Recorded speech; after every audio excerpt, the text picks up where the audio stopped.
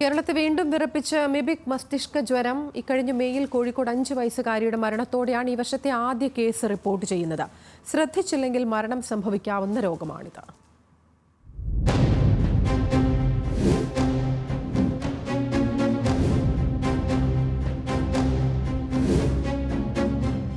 മനുഷ്യന്റെ തലച്ചോർ കാർന്നു തിന്നുന്ന രോഗാണു.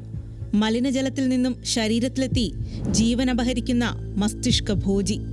അപകടകാരിയായ അമീബയാണിത്. ഇവ തലച്ചോറിലേക്ക് പ്രവേശിച്ച് മസ്തിഷ്ക മരണത്തിന് കാരണമാകുന്ന ഗുരുതരമായ രോഗമാണ് അമീബിക് മെനിഞ്ചോ എൻസെഫലൈറ്റിസ് അഥവാ നെയ്ഗ്ലേറിയ ഫൗളറി. ഉയർന്ന താപനിലയിൽ മാത്രം അതിജീവിക്കുന്ന അമീബ കെട്ടിക്കിടക്കുന്ന വെള്ളം, വൃത്തിയാക്കാത്ത സ്വിമ്മിംഗ് പൂളുകൾ, തടാകങ്ങൾ, നദികൾ എന്നിവിടങ്ങളിലാണ് ഉണ്ടാവുക. ഇത്തരം വെള്ളത്തിൽ കുളിക്കുന്നതിനിടെ രോഗാണുക്കൾ മൂക്കിലെ നേർത്ത തൊലിയിലൂടെ ശരീരത്തിൽ പ്രവേശിക്കും. ഇവ തലച്ചോറിനെ കാർന്നു തിന്നും. പിന്നീട് മസ്തിഷ്ക കോശങ്ങളെ നശിപ്പിക്കും. പ്രാരംഭഘട്ടത്തിൽ പനി, തലവേദന, ഛർദി, കാഴ്ചമങ്ങൽ എന്നിവയാണ് ലക്ഷണങ്ങൾ. പിന്നീട് രോഗിയുടെ കഴുത്ത് വലിഞ്ഞു മുറുകുകയും അപസ്മാരം അനുഭവപ്പെടുകയും കോമയിലേക്ക് വഴുതി വീഴുകയും ചെയ്യുന്നു.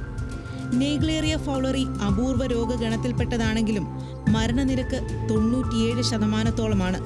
തുടക്കത്തിൽ തന്നെ രോഗകാരണം സ്ഥിരീകരിക്കാൻ സാധിക്കാത്തതാണ് മരണസാധ്യത വർദ്ധിപ്പിക്കുന്നത്. കുട്ടികളിലും കൗമാരക്കാരിലുമാണ് കൂടുതലായും രോഗം സ്ഥിരീകരിക്കുന്നത്. രോഗം ഒരാളിൽ നിന്നും വേറൊരാളിലേക്ക് പകരില്ല എന്നാണ് റിപ്പോർട്ട്. ക്ലോറിനേഷൻ നടത്തുകയാണ് പ്രധാനമായും ചെയ്യേണ്ടത്.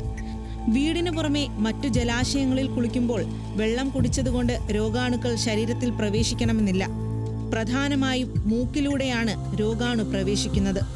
രോഗം വരാതിരിക്കാനുള്ള മുൻകരുതൽ സ്വീകരിക്കുക എന്നതാണ് പ്രതിരോധം. കേരളത്തിൽ 2016 അമീബിക് മെനിഞ്ചോ എൻസെഫലൈറ്റിസ് ബാധിച്ചുള്ള ആദ്യ മരണം റിപ്പോർട്ട് ചെയ്തത്. 2019, 20, 22, 23 വർഷങ്ങളിലും പിന്നീട് കേസുകൾ റിപ്പോർട്ട് ചെയ്തിരുന്നു.